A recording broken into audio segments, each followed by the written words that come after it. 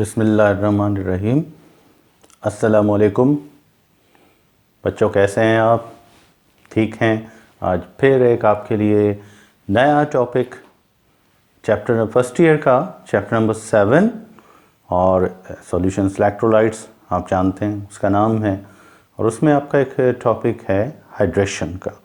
तो आज हम डिस्कस करेंगे हाइड्रेशन क्या है, हाइड्रेशन एनर्जी क्या है, हाइड्रेट्स क्या होते हैं, हाइड्रेशन बॉन्डिंग कौन सी होती है, हाइड्रेशन के इंपॉर्टेंट पॉइंट्स क्या हैं, चार्ज डेंसिटी क्या है, ये अहम चीज़ें होंगी। तो हम शुरू करते हैं अपने टॉपिक से, और टॉपिक का नाम तो आपको पता ही है, क्या कह रहे हैं आप इसको? हाइड्रेशन। हाइड्रेशन टर्म जब भी यूज़ होता है बच्चों, तो इसकी डेफिनेशन हमें जो मिलती है वो सिंपल वर्ड्स में अगर आप लिखना चाहो तो आप लिख सकते हो addition of water molecules. Addition of water molecules is called hydration. जहां हम वाटर मॉलिक्यूल्स को ऐड करें तो हम उस प्रोसेस को क्या कहते हैं? हाइड्रेशन कहते हैं। ये है इसका कंसेप्ट है, इसका सेंस यही है, मतलब यही है। अब सॉल्यूशन हाइड्रेशन केमिकल प्रोसेस भी एक होता है, जहां आप इंटरमीडिएट में आएंगे तो आपको कुछ रिएक्शंस मिलेंगे जहां पॉलीमराइजेशन होती है, हाइड्रोलाइसिस होता है, हाइड्रेशन होती है, वाटर एड होता है, वाटर ब्रेक होता है। ये भी हाइड्रेशन है, केमिकल प्रोसेस भी है। हम यहाँ फिजिकल प्रोसेस, और वो भी किसका? Hydration of the solute particles और hydration inside of the solution, ये हम पढ़ेंगे। हाइड्रेशन को याद रखिएगा कि ऐसे नहीं है कि बस हाइड्रेशन एक ही टर्म है, बहुत जगहों पे यूज़ होता है। यहाँ पढ़ेंगे हाइड्रेशन ऑफ सॉल्यूट पार्टिकल, सॉल्यूटाइंस, और हाइड्रेशन ऑफ द सॉल्यूशन। तो यहाँ पर हम लिखेंगे, इसको और आसान कर देते हैं कि hydration of solution, solute particles किस तरह हैं। यानी व्हेन, जब क्या होगा? द वाटर मॉलिक्यूल्स, जो वाटर मॉलिक्यूल्स हैं क्या करते हैं? इंटरैक्ट, इनका अमल होता है, इंटरैक्ट एक्शन करते हैं, interact with solute ions, solute के आयंस के साथ और पार्टिकल्स के साथ, ठीक। एंड, और फिर जब इनका इंटरेक्शन होगा, दे सराउंड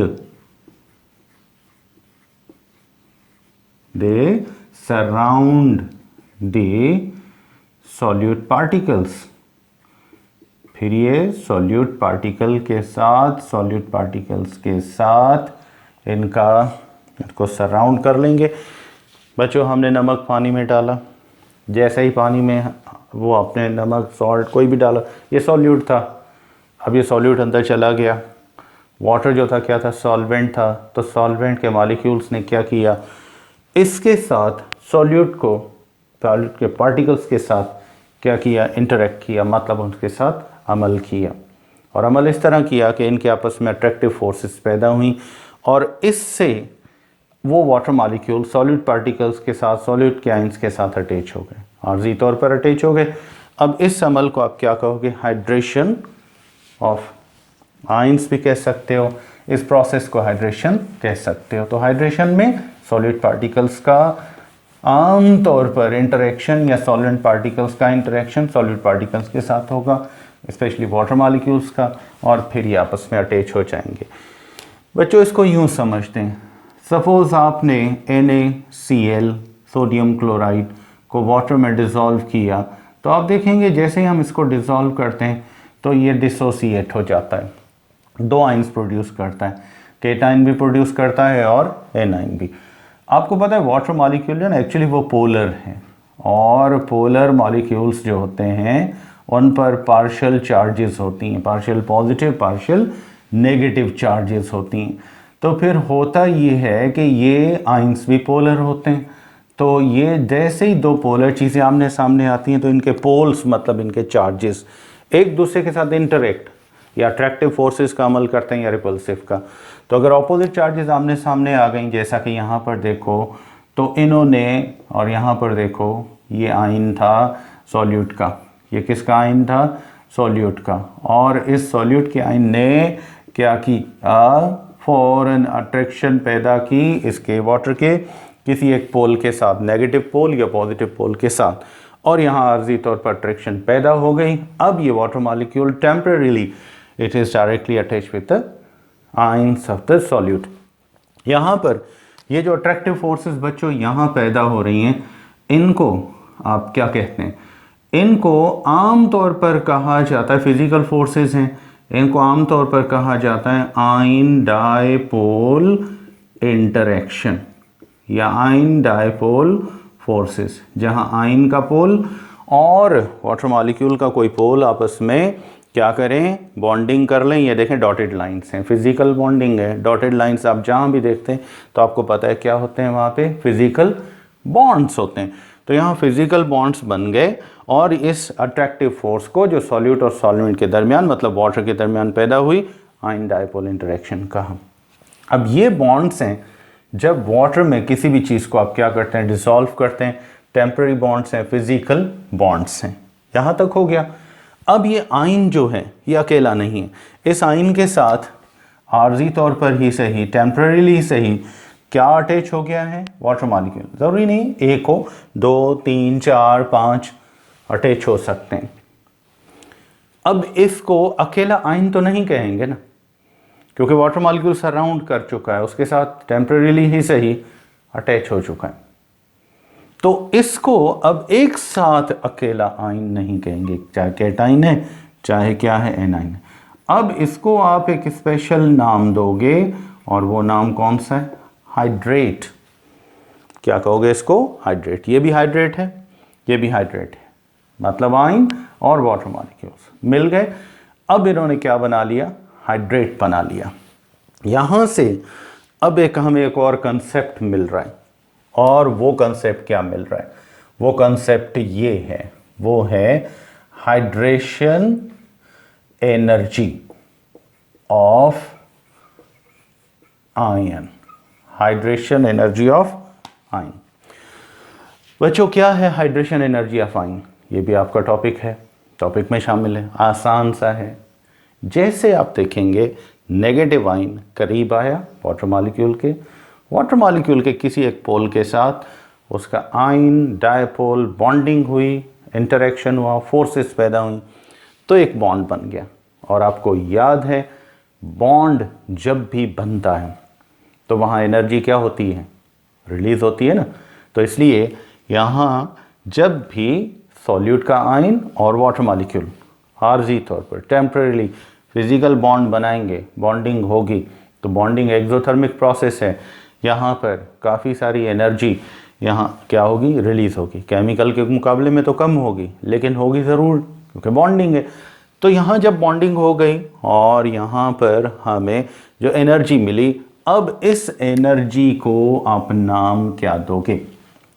इसको नाम दोगे hydration energy of the ions. आपसे पूछे हाइड्रेशन एनर्जी ऑफ आयंस क्या है? जब आयन और वाटर मॉलिक्यूल का कोई पोल आपस में फिजिकल बॉन्डिंग कर लें, इंटरेक्शन हो जाए और ये सराउंड कर जाएं, यहाँ बॉन्ड्स बन जाएं, उस बॉन्ड के बनने के दौरान जो एनर्जी रिलीज होगी, इसको आप क्या कहोगे? Now this is called hydration energy of the ions. तो इसको आप डिफाइन कैसे करेंगे? बहुत आसान हो गया। देखें कितना सिंपल सा टर्म है, हम इतना कंफ्यूज हो जाते हैं इसमें बार बार। अब हमें कंफ्यूज होने की ज़रूरत नहीं है। तो हम कह सकते हैं कि अमाउंट ऑफ हीट, याद रखो, अमाउंट ऑफ हीट एनर्जी क्या होती है? रिलीज्ड। ये रिलीज होती है। क्या होती है ये रिलीज होती है। व्हेन, जब क्या होगा? व्हेन ए नेगेटिव और ए पॉजिटिव, याद है ना आपको? आयंस दो मिलते हैं सॉल्यूट के। Positive ion is hydrated. Hydrated समझते हो भाई? हाइड्रेट बना लिया वाटर मॉलिक्यूल के साथ, इंटरेक्शन हुआ किसी भी वाटर के पोल ने इसके पोल के साथ आयन के चार्ज के साथ बॉन्डिंग बना ली। अब यहाँ एनर्जी क्या होगी, डेल्टा एच यहाँ नेगेटिव होगा। यूँ कह लो ये प्रोसेस क्या है, एक्सोथर्मिक है। तो इसलिए इस एनर्जी को क्या कहोगे, hydration energy of the ions कहोगे। आ गया समझ में? गुड। अब हमें ये तो पता चल गया ना कि हाइड्रेशन एनर्जी क्या है। अब हम इसके फैक्टर्स को देखते हैं। क्या सब नेगेटिव आयन पॉजिटिव आयन जितने भी हैं, क्या सब की हाइड्रेशन एनर्जी सेम होगी, इक्वल होगी? नहीं, अलग अलग है। साइज का फैक्टर है, चार्ज डेंसिटी का फैक्टर है, प्रोटॉन्स का फैक्टर है, आयंस के आम तौर पर कहा जाता है उनके वॉल्यूम का फैक्टर है। हम एक एक को आसानी से समझेंगे। सबसे पहला बच्चों जो है कंसेप्ट, इसके लिए हमें क्लियर करना है जो थोड़ा सा बच्चों को डिफ़िकल्ट लगता है, इसको समझ लो। चार्ज डेंसिटी, इसका हाइड्रेशन एनर्जी ऑफ आयन के साथ कंसर्न होता है, ये डायरेक्टली प्रोपोर्शनल होती है, चार्ज डेंसिटी ऑफ आयन। तो चार्ज डेंसिटी ऑफ आयन हम कैसे मालूम करते हैं, इसको मैं बहुत बहुत सिंपल कर देता हूँ। देखते हैं, चले हम यूनिट एरिया तो हमें पता है, आपको पता है यूनिट एरिया क्या होता है, स्क्वायर मीटर, स्क्वायर सेंटीमीटर, ठीक है, छोटे यूनिट्स भी ले सकते हो, बड़े यूनिट। चलो बच्चों यहाँ पर हमने क्या किया, फर्ज करो आयंस बना दिए। अब ये हो गए 4 आयन, समझो ये भी 1 मिलीमीटर क्यूब में, वैसे तो मैं यहाँ माइक्रोमीटर ही लिखूँ तो ज़्यादा बेहतर है, और यहाँ पर भी 1 माइक्रोमीटर हो गया।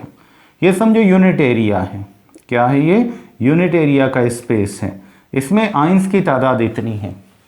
अब एक और इतना ही यूनिट एरिया हम और ले लेते हैं, और ले लेते हैं। अब देखते हैं कि यहाँ क्या है। आपको पता है आयंस जो होते हैं ना, ये साइज़ में एक जैसे तो नहीं होते, कोई आयंस बड़े होते हैं, कोई आयंस छोटे होते हैं, ठीक है, जैसे कुछ बड़े बच्चे होते हैं, कुछ छोटे बच्चे होते हैं, तो आयंस का भी यही है। तो अब यहाँ पर भी स्पेस तो उतना ही है, यूनिट एरिया ये हो गया, पर अगर स्पेस के हिसाब से हम देखें, थोड़ा सा मैं इसको इसके इक्विवेलेंट कर देता हूँ ताकि आप समझ जाएं। यहाँ पर भी स्पेस उतना ही है, 1 माइक्रोमीटर, ये इसकी लंबाई और चौड़ाई 1 माइक्रोमीटर स्क्वायर आप कह सकते हो। तो ये बताओ यहाँ आयंस की तादाद कितनी है। यहाँ हम कह सकते हैं कि लेस नंबर ऑफ आयंस हैं, क्या हैं, लेस नंबर ऑफ आयंस हैं। और यहाँ पर हम कह सकते हैं कि मोर नंबर ऑफ आयंस, यहाँ पर आयंस की तादाद क्या है बच्चों, ज़्यादा हो गई। गुड। तो बताएं अब यहाँ चार्जेस ज़्यादा हैं या यहाँ पर ज़्यादा हैं? भाई यहाँ भी माइक्रोमीटर स्क्वायर या स्क्वायर माइक्रोमीटर स्पेस में यहाँ पर सिर्फ 4 नेगेटिव चार्जेस हैं, इनकी कूलम्स में फोर्स जो होगी ये 4 चार्जेस की काउंट करो, 4 चार्जेस की काउंट करो। लेकिन इसके मुकाबले में यहाँ पर देखो 12 चार्जेस आ गई, 12 चार्जेस की फोर्स और 4 चार्जेस की फोर्स क्या है, इक्वल है? बिल्कुल नहीं। तो मालूम हुआ जहाँ नंबर ऑफ चार्जेस कम हैं तो वहाँ पर चार्जेस की डेंसिटी भी कम है, थोड़ी सी। जहाँ चार्जेस ज़्यादा हैं तो देखो यहाँ मास भी ज़्यादा होगा, आयंस भी देख लो काफ़ी सारे हैं, थोड़े से स्पेस में ज़्यादा आयंस आ गए, ज़्यादा चार्जेस आ गए, ताकत चार्जेस की ज़्यादा, यहाँ पर कम है। इसी को बच्चों कहते हैं चार्ज डेंसिटी। क्या कहते हैं इसको? Charge density. मतलब एक यूनिट एरिया में नंबर ऑफ चार्जेस जितने भी होंगे, नंबर ऑफ चार्जेस पर यूनिट एरिया, स्पेस जो होगा, ये चार्ज डेंसिटी कहलाती है। तो जहाँ स्पेस उतना ही है, यूनिट एरिया तो सबके लिए बराबर लोगे, कम चार्जेस रखोगे कम ताकत, कम फोर्स मिलेगी, ठीक है, डेंसिटी कम हो जाएगी। ज़्यादा चार्जेस ज़्यादा फोर्स मिलेगी, ज़्यादा इलेक्ट्रोस्टैटिकल फोर्सेस होंगी पर यूनिट एरिया। जहाँ देखो इलेक्ट्रोस्टैटिकल फोर्सेस पर यूनिट एरिया ज़्यादा है, चार्ज डेंसिटी ज़्यादा है। जहाँ देखो इलेक्ट्रोस्टैटिकल फोर्सेस पर यूनिट एरिया क्या है, कम है, तो समझ लो चार्ज डेंसिटी क्या है, कम है। तो हम चार्ज डेंसिटी को बच्चों कैसे डिफाइन करेंगे, यानी द नंबर ऑफ चार्जेस, क्या काउंट करोगे, नंबर ऑफ चार्जेस पर unit area is called charge density. जो यूनिट एरिया में चार्जेस होंगे वो उसकी क्या कहलाएगी, चार्ज डेंसिटी कहलाएगी। जितने यहाँ पर समझ लो, यहाँ पर मोर चार्ज डेंसिटी, चार्ज डेंसिटी क्या है यहाँ पे, ज़्यादा है, और इसमें क्या काउंट करोगे, लेस चार्ज डेंसिटी काउंट करोगे। तो बच्चों डेंसिटी नंबर ऑफ चार्जेस के साथ डायरेक्टली प्रोपोर्शनल होती है। तो मैं यहाँ पर चार्ज डेंसिटी अगर आप मालूम करना चाहते हो पर यूनिट एरिया, तो बस ये समझ लो नंबर ऑफ चार्जेस क्या होने चाहिए पर यूनिट एरिया। एरिया भी लिख सकते हो, कहीं कहीं टर्म वॉल्यूम भी इस्तेमाल किया जाता है। यहाँ पर हम अगर इसका वॉल्यूम के हिसाब से लेना चाहें तो यूँ ले सकते हैं, ये वॉल्यूम हो जाएगा। ये स्पेस में पर यूनिट एरिया पर यूनिट वॉल्यूम दोनों में काउंट किया जाता है। तो ये क्या हो जाएगा, चार्ज डेंसिटी पर यूनिट एरिया पर यूनिट वॉल्यूम स्पेस में जो ज़्यादा होंगी दे आर डायरेक्टली प्रोपोर्शनल। अब याद रखो ये क्या हो जाएंगी, डायरेक्टली प्रोपोर्शनल। ये डायरेक्टली प्रोपोर्शनल होगा to hydration energy, to hydration energy of ions. Ion की हाइड्रेशन एनर्जी भी ज़्यादा, हाइड्रेशन भी ज़्यादा होगी। पर यूनिट एरिया पर यूनिट वॉल्यूम चार्जेस कम हो गई तो चार्ज डेंसिटी भी कम हो जाएगी।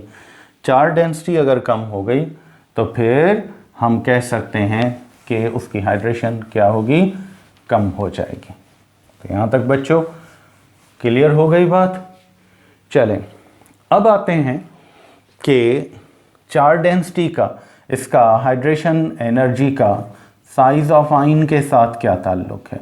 याद रखो हाइड्रेशन एनर्जी ऑफ आयन जो होती है इज डायरेक्टली नहीं होगी, क्या हो जाएगी, इनवर्सली प्रोपोर्शनल है to the size of ion. आ रहा है नज़र जी, मैं देखना चाहता हूँ। तो हाइड्रेशन एनर्जी ऑफ आयंस के साथ इसका इनवर्स रिलेशन है। जितना बच्चों साइज आयंस का छोटा होगा उतना समझ लो हाइड्रेशन एनर्जी क्या होगी, ज़्यादा होगी। देखो जैसे हम हाइड्रोजन से पोटेशियम की तरफ जाते हैं तो इन पे सब पे चार्जेस तो इक्विवेलेंट हैं, लेकिन यहाँ साइज जो है किसका, आयन का इंक्रीज हो रहा है। क्या हो रहा है, इंक्रीज हो रहा है। तो लिहाजा हाइड्रेशन एनर्जी क्या होनी चाहिए, हाइड्रेशन एनर्जी ऑफ आयंस ये क्या होगी, ये बच्चों डिक्रीज होना शुरू हो जाएगी। डिक्रीजेस, साइज बढ़ता गया तो फिर क्या हुआ, हाइड्रेशन एनर्जी कम हो गई। अब आप पूछेंगे क्यों, वजह क्या है, आखिर किस वजह से साइज छोटा था तो हाइड्रेशन एनर्जी ज़्यादा थी, हाइड्रोजन का सबसे छोटा था तो ज़्यादा थी, और उसका पोटेशियम का बड़ा था तो हाइड्रेशन एनर्जी कम हो गई। देख लो अगर आप हाइड्रोजन की बात करते हो पॉजिटिव आयन है, इसका प्रोटॉन चला गया, बाकी सॉरी इलेक्ट्रॉन चला गया, प्रोटॉन बचता है। लिथियम उसके मुकाबले में अगर हम देखते हैं तो वो भी कैटाइन तो है, मोनोवेलेंट भी है, लेकिन साइज में बड़ा है। अब देख लो वाटर मॉलिक्यूल्स को किसने अट्रैक्ट करना है, इसके न्यूक्लियस ने अट्रैक्ट करना है, या यूँ कह लो कि आयन का साइज छोटा है। तो जितना साइज छोटा होगा चार्ज डेंसिटी क्या होगी, ज़्यादा होगी, और वो छोटे आयंस जो हैं ज़्यादा वाटर मॉलिक्यूल के करीब आ जाएंगे, अट्रैक्टिव फोर्सेस क्या हो जाएंगी, ज़्यादा हो जाएंगी। मोर अट्रैक्शन, यहाँ क्लोज होने की वजह से, छोटा होने की वजह से अट्रैक्शन क्या हो गई, ज़्यादा हो गई। लेकिन यहाँ पर जब हम देखते हैं तो यहाँ पर तो इस तरह नहीं है। यहाँ पर साइज़ क्या है, आयन का बड़ा है। जहाँ आयन का साइज़ बड़ा है तो उसकी अट्रैक्टिव फोर्सेस जो होंगी वो आपको पता है क्या हो जाएंगी, बहुत कम हो जाएंगी, डिस्टेंस बढ़ जाएगा। तो इस वजह से बच्चों यहाँ क्या होगा, यहाँ पर आप कह सकते हो कि लेस अट्रैक्शन है, साइज़ बड़ा है ना। जितना आयन साइज़ में छोटे होते हैं अट्रैक्शन ज़्यादा होती है किसी भी चीज़ के लिए। साइज़ बड़ा होता जाएगा, अट्रैक्टिव फोर्सेस क्या होती जाएंगी, कमज़ोर होती जाएंगी। तो हाइड्रेशन एनर्जी का ताल्लुक अट्रैक्टिव फोर्सेस के साथ है। ये ज़्यादा होंगी हाइड्रेशन ज़्यादा होगी, कम होंगी तो हाइड्रेशन एनर्जी कम होगी। तो हमें अगर कहा जाए, फ़र्ज़ करें कि ये है बेरिलियम, उसके बाद ये है नेक्स्ट Mg+2, मैग्नीशियम +2 और उसके बाद कैल्शियम +2। अब पूछा जाए कि इनमें से हाइड्रेशन एनर्जी ज़्यादा किसकी होगी, तो आप देखो साइज़ में ये छोटा है और ये इनमें साइज़ में क्या बड़ा है, तो इसकी एनर्जी क्या होगी, लेस हाइड्रेशन एनर्जी में He लिख देता हूँ। और इसका साइज़ क्या है, छोटा है, चार्ज डेंसिटी ज़्यादा है, तो यहाँ पर ये क्या होगा, मोर हाइड्रेशन एनर्जी। जहाँ साइज़ छोटा हो जाए तो आपको भी पता है ना कि हाइड्रेशन एनर्जी, चार्ज डेंसिटी बढ़ जाती है। चार्ज डेंसिटी बढ़ गई तो क्या होगा, चार्ज डेंसिटी बढ़ने से हाइड्रेशन एनर्जी बढ़ जाती है। तो यहाँ पर बस इस चीज़ को इस तरह याद कर लो, charge density, charge density is directly proportional to hydration energy of ions. ठीक है, आयंस की हाइड्रेशन एनर्जी के साथ इनकी चार्ज डेंसिटी का डायरेक्टली रिलेशन होता है। जहाँ देखो चार्ज डेंसिटी कम है तो हाइड्रेशन भी कम है, जहाँ देखो चार्ज डेंसिटी ज़्यादा है तो समझ लो हाइड्रेशन एनर्जी भी ज़्यादा है और हाइड्रेशन भी ज़्यादा है। चलें, अब यहाँ तक तो हम पहुँच गए। अब आते हैं वाटर ऑफ क्रिस्टलाइजेशन। ये क्या है, वाटर ऑफ क्रिस्टलाइजेशन क्या होता है। पर उससे पहले मैं थोड़ा सा आपको इतना बता दूं कि हाइड्रेशन एनर्जी ऑफ आयंस ये दोनों सूरतों में होता है बच्चों। हाइड्रेशन एनर्जी जो होती है, ये याद रखें, बच्चे अक्सर कहते हैं कि ये कौन सी होगी, मे बी हमेशा कहते हैं कि ये नेगेटिव होती है, एनर्जी रिलीज्ड हम अक्सर लिखते हैं। कहीं एक्सेप्शनल केसेस आ सकते हैं। हाइड्रेशन एनर्जी क्या होगी, ये बच्चों पॉजिटिव, नेगेटिव के बजाय पॉजिटिव भी हो जाती। कैसे होगी, हाइड्रेशन एनर्जी में बी नेगेटिव, ये नेगेटिव भी हो सकती है, और इट मे बी, या फिर ये क्या हो सकती है, पॉजिटिव हो सकती है। कैसे, थोड़ा सा समझ लो। देखो, जब वाटर मॉलिक्यूल्स किसी एक पोलर सॉल्ट को, किसी पोलर कंपाउंड को या नॉन पोलर कंपाउंड को जैसे ही आप क्या करते हैं, वाटर में डिज़ोल्व करते हैं, तो बच्चों क्या होता है, यहाँ पर एक सिंपल सा प्रोसेस चलता है। वाटर मॉलिक्यूल्स क्या हैं, पोलर हैं। ये जैसे ये हाइड्रेशन को इससे समझा जा सकता है। आपसे कोई पूछे भाई हाइड्रेशन शुरू कैसे होती है और हाइड्रेशन क्यों होती है, किस तरह होती है, इसका भी आंसर ये है। हमने सोल्यूट डाला किसमें, सॉल्वेंट में, वाटर में ऐड कर दिया।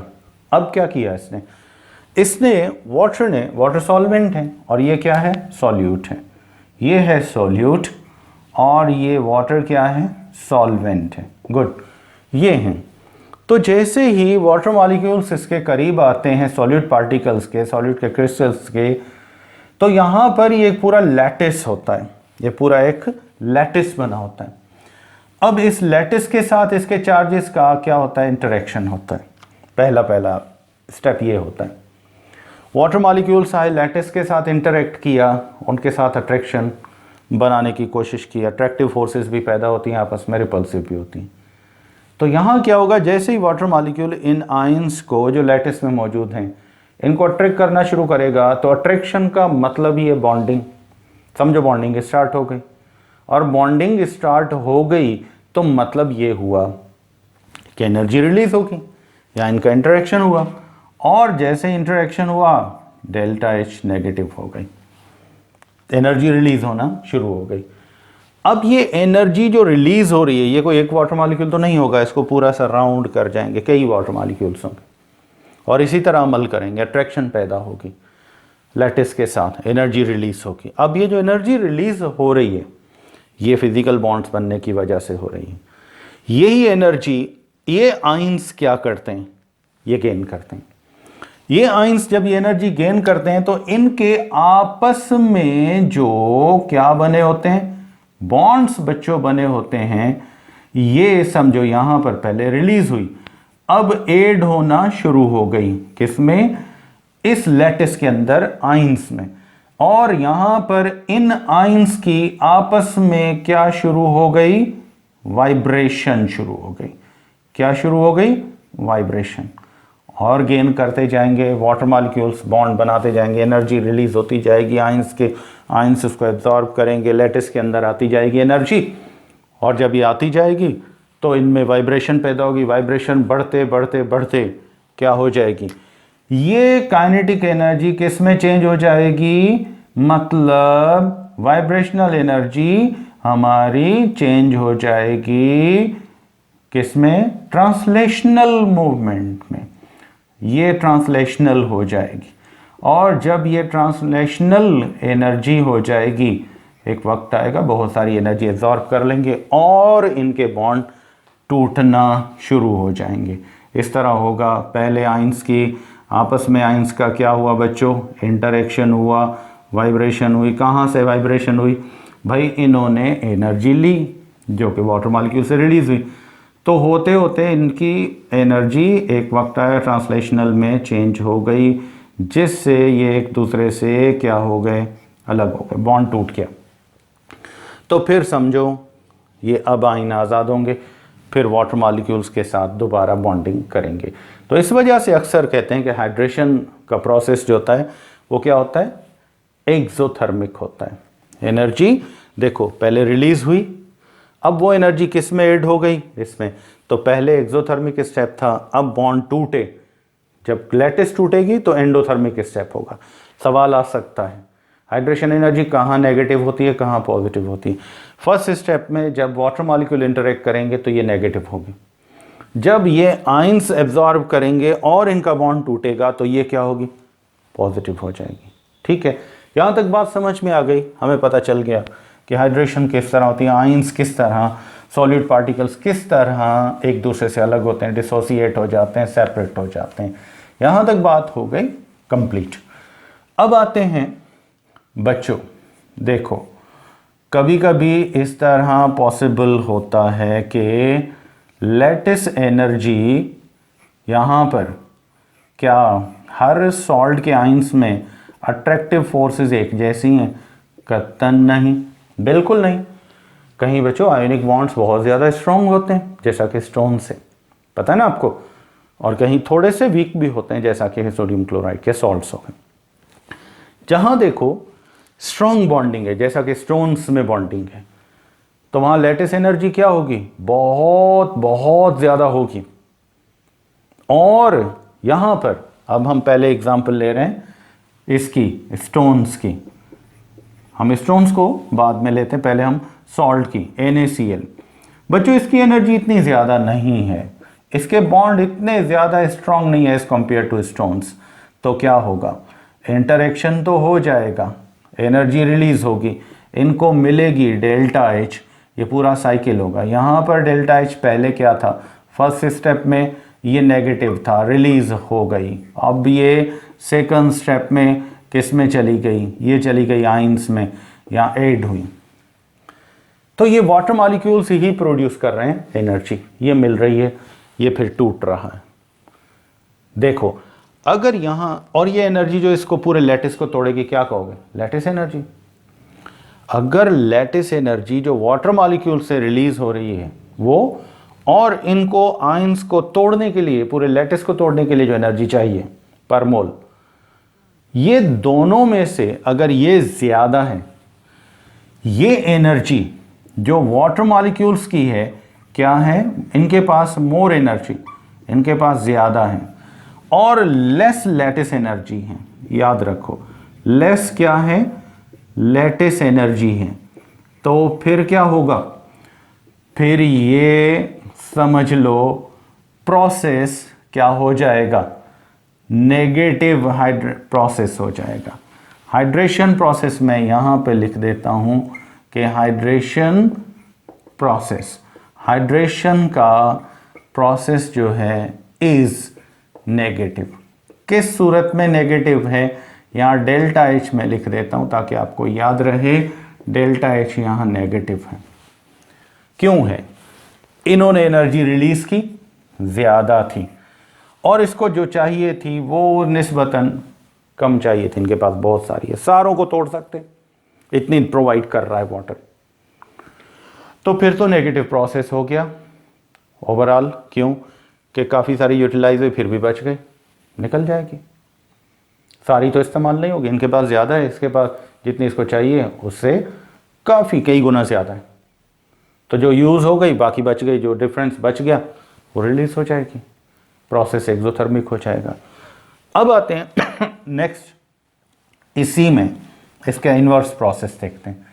यहाँ पर बच्चों एनर्जी जो है वाटर के पास जो है, मॉलिक्यूल्स के पास, ये सारे मॉलिक्यूल्स रिलीज कर रहे हैं, रिलीज तो कर रहे हैं, अभी भी उतनी कर रहे हैं, पर इसका लैटिस स्ट्रांग है, बॉन्ड्स बहुत ज़्यादा स्ट्रांग है, 100 टाइम्स स्ट्रांग है। अब इनकी एनर्जी तो काफ़ी सारी रिलीज हुई, लेकिन यहाँ इनको जो एनर्जी चाहिए वो जितनी सारी दे रहे हैं, इसका लैटिस इतना स्ट्रांग है कि सारी एब्जॉर्ब करने के बाद भी ये नहीं टूट रहे, लैटिस ब्रेक नहीं हो रहा, तो इसका मतलब है इसको लैटिस एनर्जी बहुत ज़्यादा चाहिए। तो अब बच्चों क्या होगा, अब ऐसे नहीं होगा, इन्होंने सारे की सारी एनर्जी दे दी, तब भी लैटिस को कह रहा है कि अभी और लाओ और लाओ और लाओ, अभी एनर्जी और चाहिए, लेकिन इनके पास है ही नहीं। उन्होंने कहा भाई जो थी आपको दे दी, अब तो टूट जाओ, नहीं टूटा, मतलब अभी इसको मज़ीद एनर्जी और चाहिए, लेकिन है ही नहीं, तो वो सारी एब्जॉर्ब हो गई। अब यहाँ पर ये प्रोसेस क्या हो जाएगा, प्रोसेस इज पॉजिटिव, क्या हो जाएगा, डेल्टा एच यहाँ पर हो जाएगा पॉजिटिव। तो मालूम हुआ लैटिस एनर्जी ज़्यादा, हाइड्रेशन का प्रोसेस पॉजिटिव, लैटिस एनर्जी कम, जितनी कम होगी हाइड्रेशन का प्रोसेस क्या होगा, नेगेटिव हो जाएगा। तो अब आपको याद रखना है कि हर मतलब प्रोसेस हाइड्रेशन का वो पॉजिटिव नेगेटिव नहीं, कहीं ये पॉजिटिव भी हो सकता है, शर्त ये वाली है। तो मालूम हुआ लैटिस एनर्जी इज क्या है, is directly proportional to hydration energy. Lattice energy ज़्यादा है तो लैटिस एनर्जी कम है तो हाइड्रेशन एनर्जी भी कम चाहिए। ये दोनों जहाँ पर क्या हो जाएंगे, डिफरेंस होगा, एक ज़्यादा हो गया एक कम हो गया, तो वहाँ प्रोसेस एंडोथर्मिक और एक्सोथर्मिक होगा, हर दफ़े प्रोसेस सेम नहीं होगा। चलें बच्चों, अब ये तो हो गया हमारा हाइड्रेशन का फैक्टर, चार्ज डेंसिटी भी हो गई, साइज ऑफ आइंस भी हो गया, और पॉजिटिव नेगेटिव लैटिस एनर्जी का भी हमने कंसेप्ट क्लियर कर लिया। अब आते हैं उसी तरफ जो मैं आपको बता रहा था, वाटर ऑफ क्रिस्टलाइजेशन। कौन सा प्रोसेस है, वाटर ऑफ क्रिस्टलाइजेशन।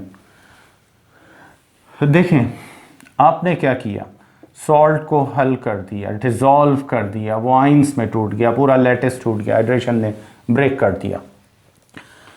अब इनके साथ क्या मौजूद हैं, ये भी आपको बताया था कि सॉल्ट के नेगेटिव और पॉजिटिव आइंस के साथ ये लाजमी नहीं है कि सिर्फ एक वाटर मॉलिक्यूल हो, दो भी हो सकते हैं बच्चों, तीन भी हो सकते हैं, चार भी हो सकते हैं, पांच भी हो सकते हैं, छः भी हो सकते हैं, बहुत सारे वाटर मॉलिक्यूल्स हो सकते हैं।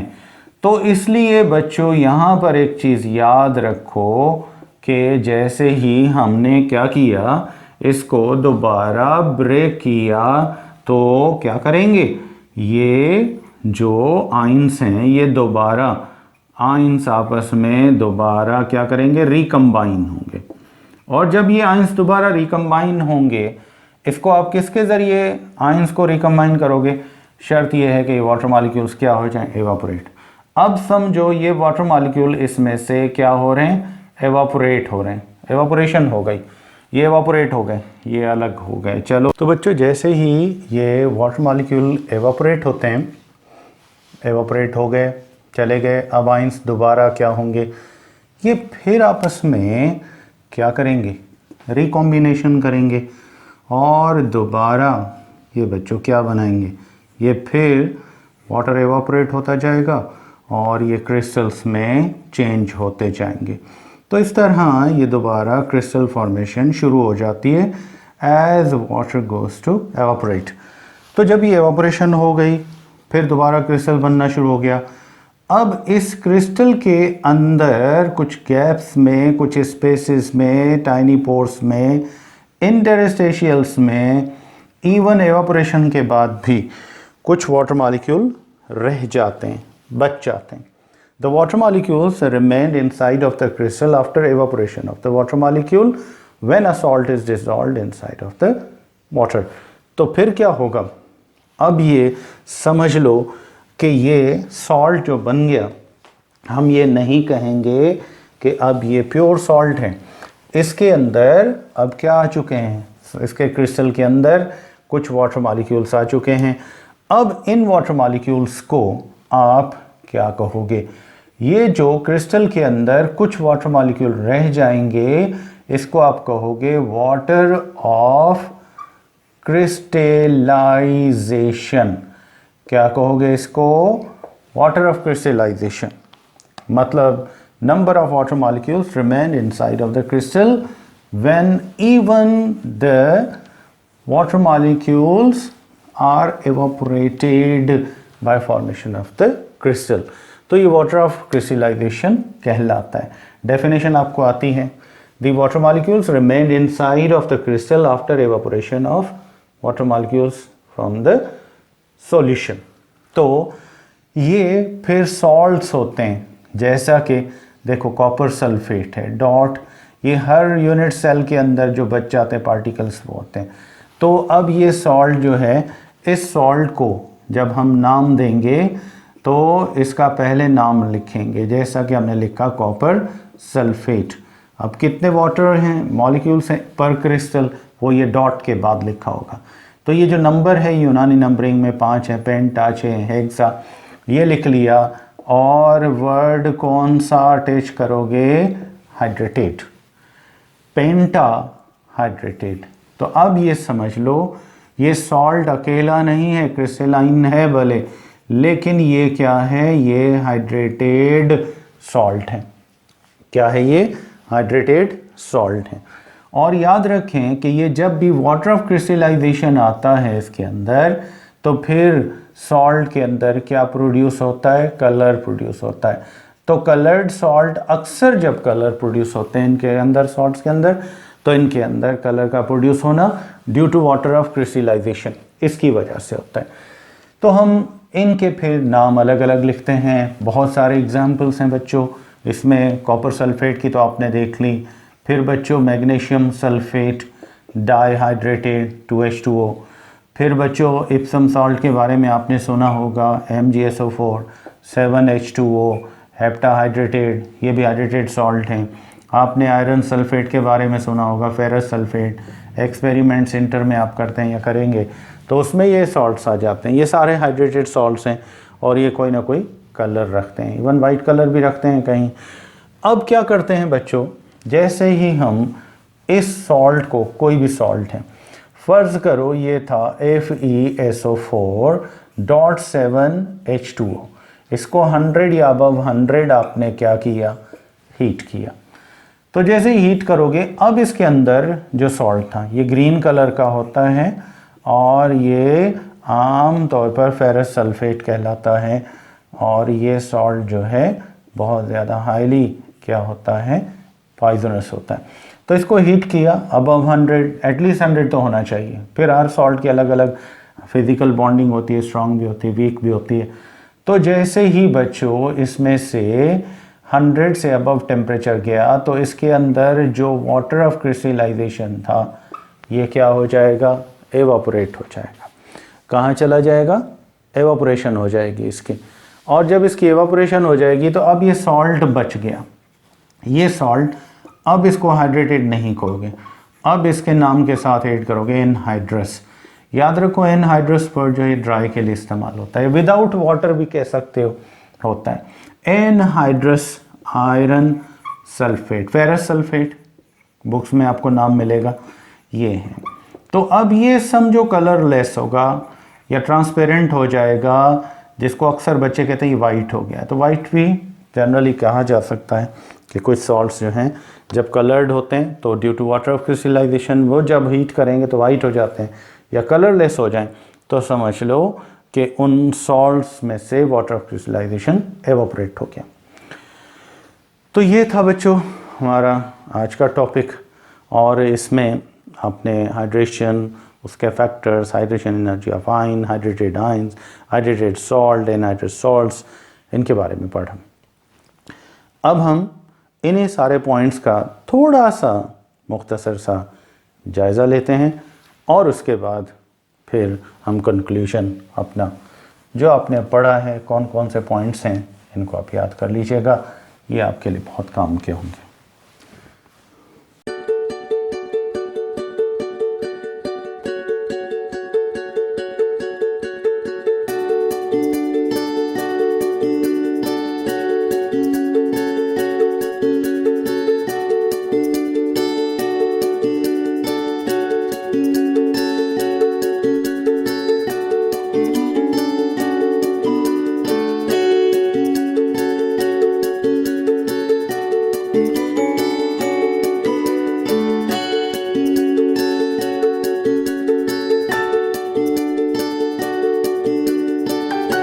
जी, तो ये थे हमारे कुछ अहम पॉइंट्स आज के लेक्चर के, जो आपके बहुत काम के हैं। आपने समझा इनको, पॉइंट्स को, डेफिनेशंस को समझा।